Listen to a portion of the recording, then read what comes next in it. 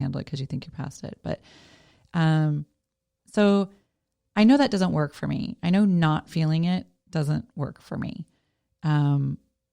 But I also am learning that when you keep your energy in a positive place, that's when the good stuff happens. And that's when the stuff that you're looking for comes to you. Right. So I'm conflicted. How do I sit in my feelings? And I know that I need to honor those. I know that when I'm going through like a brokenhearted moment, like now, that I need to sit and feel it. And I don't, because it's too hard. Mm-hmm. But I know that, also, like, I try not to do that because then I'm like, well, I don't want to swim in it and be all negative, and then all the negative shit just lands in my lap. Like, totally. What is that? Like, do you just do both? And again, maybe it's just per person, but it feels like there's definitely some work on both sides of that needs to happen. Yeah, I really resonate with your story of having trouble feeling your feelings and shutting them down. I mean, if you had asked, I don't know, 12 or 15-year-old me, what's the best way to win right now? And she was aware enough to be recognized. It would have been like, well, I don't, whoever feels the fewest feelings wins, right? I'm going to power through and do things, and emotions just slow you down and get in your way. So I definitely believe that for a long time, until I had a similar experience to you, where I ultimately felt really weighed down in my body. I was really angry. I had a lot of tension in my body. And as I started to understand a little bit more, just kind of putting myself out there into different, tantric workshops and things like that, I started to realize, okay, it's going to be really important for me to move this energy out of my body.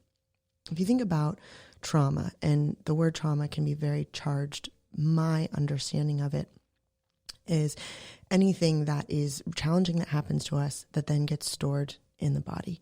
So quote unquote trauma, as we think of it, happens all the time in nature. Nature's a scary place, right? Animals are trying to kill or be killed, and they don't walk around. We don't have duck therapists for traumatized ducks who have PTSD, right? And a big reason for that is because animals have natural processes in their body where they move that energy out of their body. They're attacked, maybe they escape, they run, they squawk, they flap their wings around, and then they move on. So we also have that process as human animals, but as children, that's trained out of us very young. So what are we told as children? Don't cry, don't scream, don't run around in the grocery store, stay still, be quiet, smile. For all human animals, and particularly for men or people who are raised in that way of, the fewer emotions you feel, the better, right? Man up, be strong. And so we limit our ability to move energy with these three powerful tools, which are breath, sound, and movement. And I don't actually know if there have been studies on this, but I believe that that's the biological reason for crying. Our nervous systems become overwhelmed with emotional energy, and our bodies know it's healthy to move that out. So we start crying, we start breathing heavily, we start making sounds, and we start shaking our body. So I had to really relearn that process of how to do that, because I had learned, and I took so much pride. This is the key, right?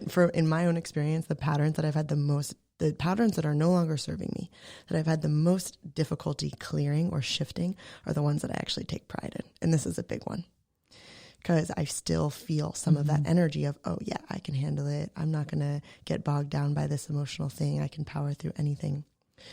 And so what I had to do was actually learn how to feel my feelings. So the most successful way to not get bogged down by feelings is to just not feel them at all. Right. And the most powerful way that I've learned how to do that is to start recognizing my emotions as physical sensations inside of my body. Okay. That's a good reframe.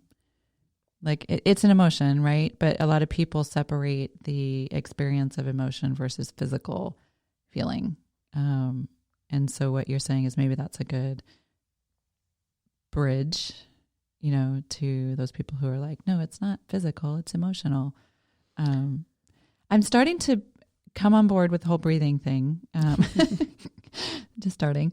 And there was there was actually a post that you just, I mean, I've been diving into your feeds, right? So we've just met, and there's not a ton that I knew about you before today. And so I like to read and hear all the, you do a lot of live posts, which are great. And I did an experiment with one that you were, to be quite honest, and we'll make this more interesting. You were talking about breathing, yourself into an orgasm, basically, or helping that process along through breath and making it more powerful.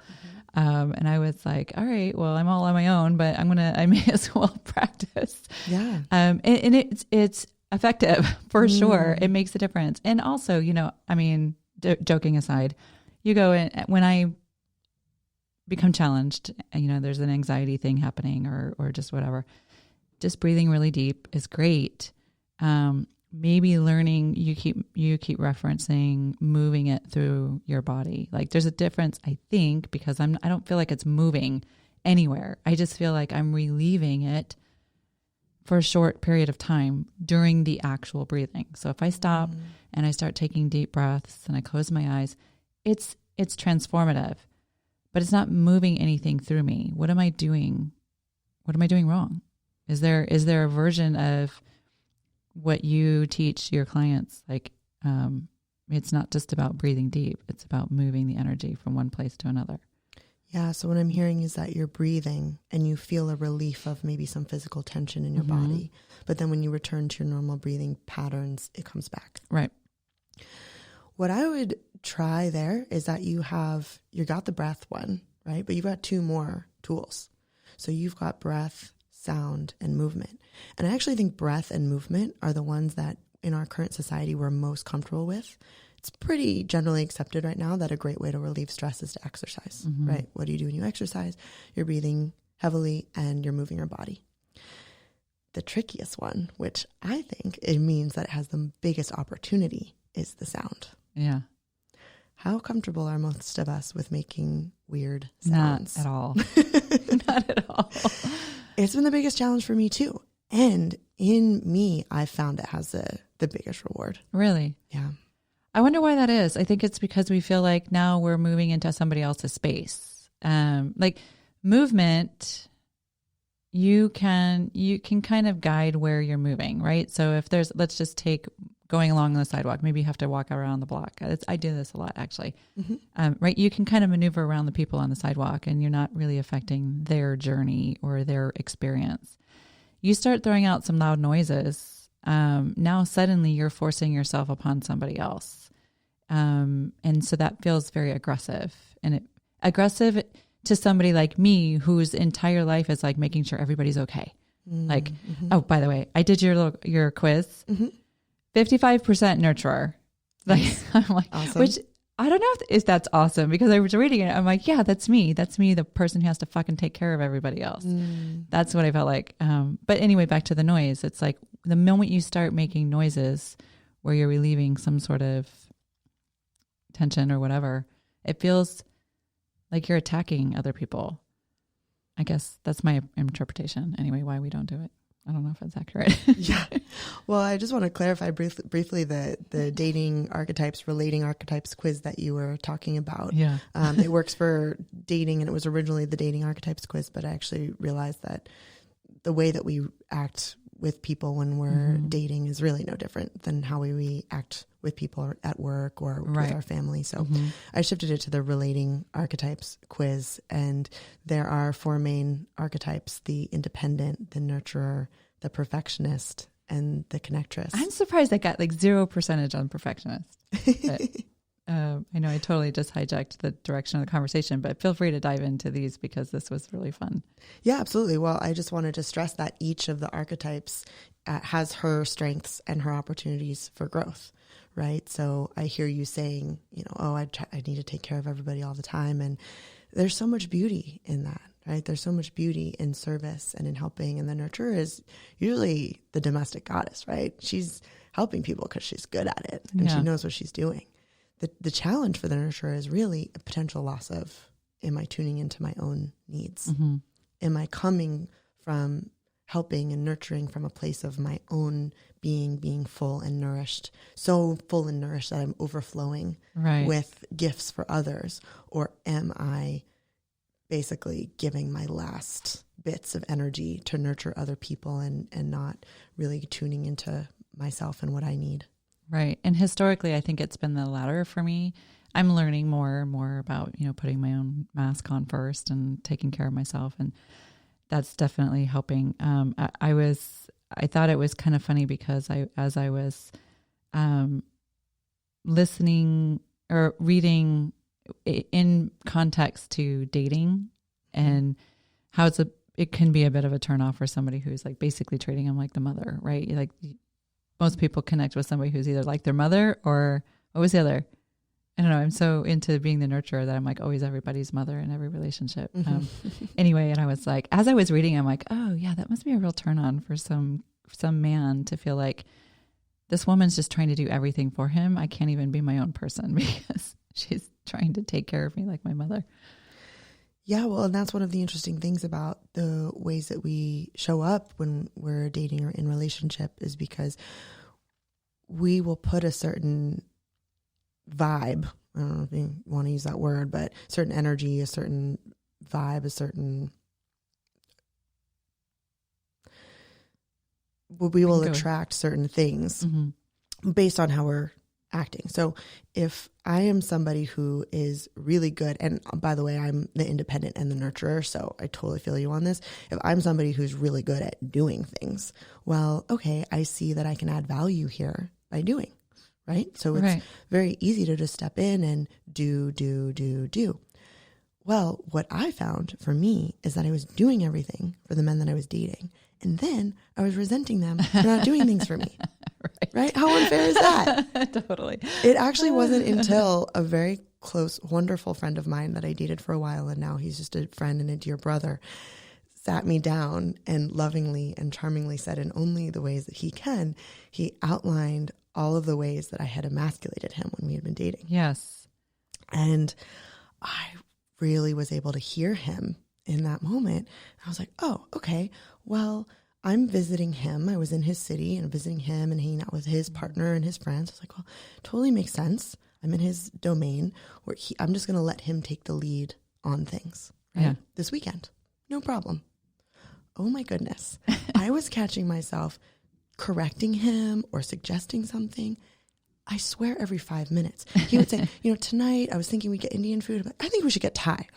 Oh my gosh, why did that just come out of my mouth? I like Indian food. What's the problem? Why am I trying to manage the situation?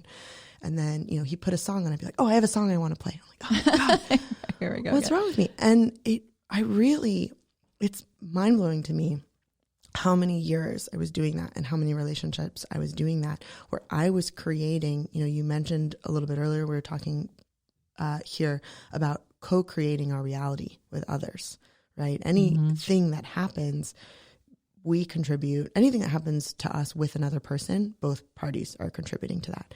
And I mean this in the most empowering way, right? So I don't mean this as a way of, oh, this bad thing happened to me, so I need to beat myself up for it. I definitely don't recommend that. I think each one of us is doing the best we can with the tools we have in any given moment, and to have empathy for that, understanding for that.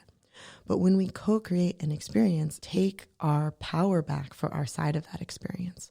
So I got to realize in that moment how much I had been actually not giving the men in my life an opportunity to do things for me. And that might have just been picking a new restaurant. That might have been taking me out on some kind of special date that I haven't been on before.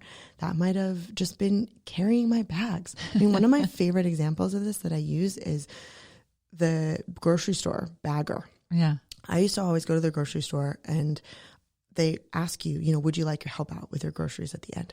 One of my least favorite things in the world to do is carry heavy crap. Okay. I hate carrying heavy bags, but I'm really good at it. My ex-partner used to call me the Sherpa because it's like this thing where I'm like, I don't like it, but I'm going to just shove my emotions down about it and I'm going to power through it and I'm going to carry more bags than anybody. It's like, how is that serving me? Right. But so when I'm at the grocery store, I have this idea, oh, I don't want to be a burden. Yeah.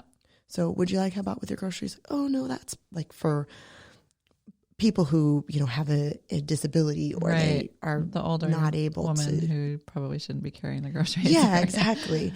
And I don't want to be a burden. And so I carry my own groceries and I grumble about it and I slip and like, you know, whatever on my way out. Actually, if you take a step back, is let's just say for the sake of the story that